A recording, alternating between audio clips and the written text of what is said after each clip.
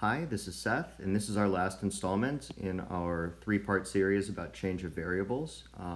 So we took a look last time of a case where we can only write down, the CDF of y, get something in terms of the CDF of x, differentiate, and then end up with the PDF of y as desired.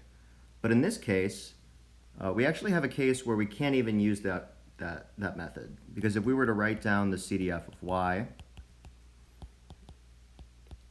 and try to get it in terms of the CDF of x, this had to be some function of y, then we'd have to know the CDF of x, but we're only given the PDF. So we can't even do that if we wanted to. So in this case, it's really, really nice that we have this change of variables formula. So taking a closer look at this problem, we have x has a PDF, which means that it's continuous. And y is equal to a plus bx with b not equal to 0, then what we want to do is find the PDF of y. So we better hope change of variables works, and I'm going to write down our strategy here from above. So the first thing is just writing down y equals g of x equals a plus b times x with b not equal to 0, as given in the problem statement. Now the first question is, can we apply change of variables? G is differentiable, obviously. The derivative of this is just equal to, b. It is strictly increasing or strictly decreasing, because we have this condition here that b is not equal to 0. Okay, great. Hopefully my Apple Pencil will survive long enough to finish this lesson.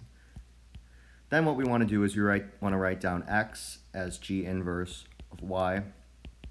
And, just by a little algebra, solving for x here, first we get y minus a, and then we divide by b is equal to x. So we've got this guy here.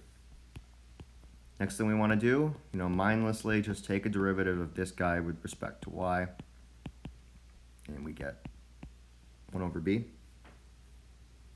Just by, elementary calculus there. Okay, now we use the change of variables formula.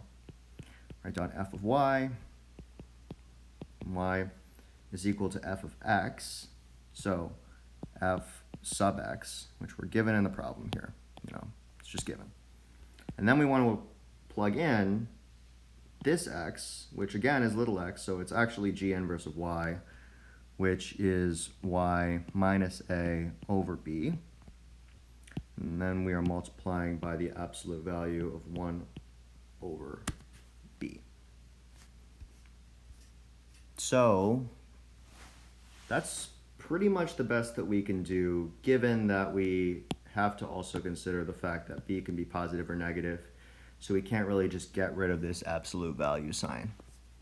Okay, cool. Then what's the support of y?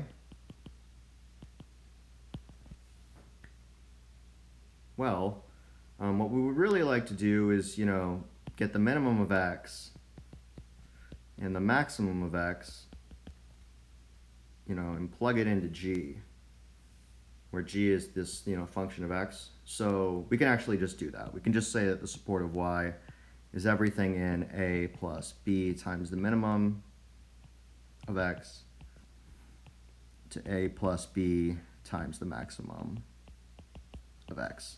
Because, y is just going to have some transformed support of g. Okay. So I hope that this was helpful. We went through 3 cases just to kind of recap. The first of which was where we could use both methods, and, if you can use both methods, they will always line up with each other, and you can use both whatever you find more intuitive. I personally recommend using the CDF because I think it's easier to understand. But if you prefer change of variables, go for it. However, it is important to know both methods and when they apply, because you can run into a case where you can only use the CDF and the change of variables formula doesn't apply. Or you can run into a case where only the change of variables formula applies and you can't directly use the CDF. So the change of variables formula, in a nutshell, is something that is important to know as a tool in your toolbox. And I hope that you can use it for as far as you go in stats. So thanks.